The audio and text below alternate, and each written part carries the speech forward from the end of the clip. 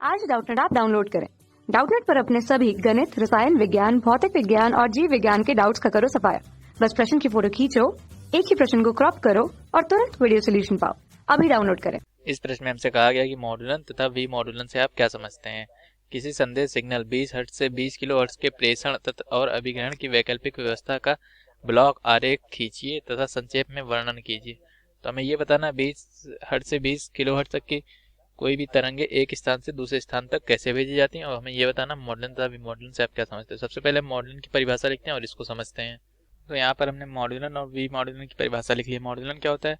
मॉड्यूलन होता है जब किसी श्रव्य तरंग को पहले हम निम्न आवृत्ति की विद्युत चुम्बकीय तरंग में परिवर्तित करते हैं, फिर उस विद्युत चुम्बकीय तरंग को बहुत दूर तक भेजने के लिए हम क्या करते हैं, उसको किसी उच्च आवृत्ति की विद्युत चुम्बकीय तरंग पर अध्यारोपित करते हैं, जिससे क्या होता है कि उस तरंग को हम बहुत दूर तक भेज सकते हैं। तो इस प्रक्रिया को हम कहते हैं मॉड्यूलन। ठीक, इसमें निम्न आवृत्ति की विद्युत चुम्बकीय तरंग, ध्यान रखिएगा विद्युत चुम्बकीय तरंग को ही अध्यारोपित करते हैं। पहले हम ध्वनि तरंगों को विद्युत चुम्बकीय तरंग में बदलते हैं, तब हम उसको अध्यारोपित करते हैं। हम सीधे ध्वनि तरंगों को उच्च आवृत्ति विद्युत चुम्बकीय तरंगों पर अध्यारोपित नहीं कर सकते। तो इस प्रक्रिया को मॉड्यूलन कहते हैं। और फिर वी मॉड्यूलन क्या होता है? वी मॉड्यूलन ठीक इसका उल्टा होता है कि मॉड्यूलित तरंग से श्रव्य सिग्नल, मतलब जो हमने ध्वनि है उसको प्राप्त करने की क्रिया को हम वी मॉड्यूलन कहते हैं। मतलब मॉड्यूलित तरंग से जो मॉड्यूलित तरंग है उससे हम श्रव्य सिग्नल जिसको हम सुन सके उसको प्राप्त करने की क्रिया को वी मॉड्यूलन कहते हैं। अब हमें दिखाना 20 हर्ट्ज से 20 किलो हर्ट्ज जो कि श्रव्य तरंग होती है उसको हम एक स्थान से दूसरे स्थान तक कैसे भेजते हैं, इसका हमें चित्र से विवरण करना है। तो आइए हम इसको हल करते हैं। पहले हम उसका एक डायग्राम बनाते हैं, ब्लॉक डायग्राम, उसके बाद हम इसको समझते हैं।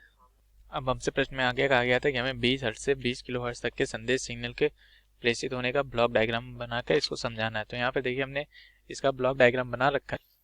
तो क्या होता है, यहाँ पे देखिए 20 हर्ट्ज से 20 किलो हर्ट्ज तक की ध्वनि तरंग आती है पहले, फिर यहाँ पर एक माइक्रोफोन लगा होता है। उस माइक्रोफोन से हम क्या करते हैं, माइक्रोफोन जो है ध्वनि तरंग को विद्युत चुम्बकीय तरंग में बदल देता है।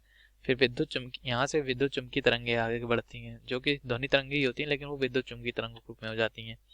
क्योंकि जब हम बोलते हैं तो हम सिर्फ ध्वनि तरंगे उत्पन्न करते हैं, विद्युत चुम्बकीय तरंगे उत्पन्न नहीं करते हैं। तो फिर उससे क्या होता है, फिर वो विद्युत चुम्बकीय तरंगे मॉड्यूलेटर में जाती है। मॉड्यूलेटर क्या करता है, मॉड्यूलेटर जो है इन तरंगों पर एक उच्च आवृत्ति तरंगों पर इस विद्युत चुम्बकीय तरंग को, ध्वनि की विद्युत चुम्बकीय तरंग को एक उच्च आवृत्ति की तरंग पर अध्यारोपित करता है।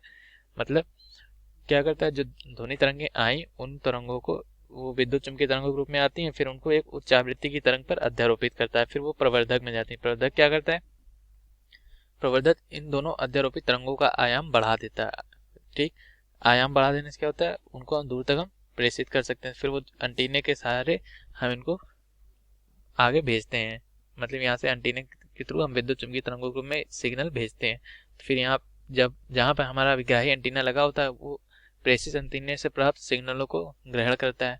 फिर ग्रहण करके वो सिग्नल क्या करता है, ट्यूनेबल प्रवर्धक में भेजता है। ट्यूनेबल प्रवर्धक क्या करता है, क्योंकि जो ये प्रवर्धक होता है ये आयाम बढ़ा देता है दोनों अध्यारोपित तरंगों का। तो ट्यूनेबल प्रवर्धक जो होता है वो तरंगों का आयाम पहले कम करता है, फिर आयाम कम करके वो तरंगों को डीमॉड्यूलेटर में भेजता है। डीमॉड्यूलेटर में वी मॉड्यूलेशन की प्रक्रिया होती है। वी मॉड्यूलेशन क्या था, हमने ऊपर बताया था कि जो दोनों अध्यारोपित तरंग होती हैं उन तरंगों से पहले डीमॉड्यूलेटर जो है निम्न आवृत्ति तरंग, मतलब कि विद्युत चुम्बकीय तरंगे जो ध्वनि की हैं उनको अलग करता है मॉड्यूलित तरंगों से। ठीक, तो पहले उच्च आवृत्ति तरंग और निम्न आवृत्ति की तरंग को डीमॉड्यूलेटर अलग अलग करता है। फिर वो निम्न आवृत्ति की विद्युत चुम्बकीय तरंगों को श्रव्य प्रवर्धक में भेजता है। श्रव्य प्रवर्धक क्या करता है, श्रव्य प्रवर्धक जो है विद्युत, क्योंकि जो डीमॉड्यूलेटर जो ध्वनि तरंगे भेजता है वो विद्युत चुम्बकीय तरंगे ही रहती हैं।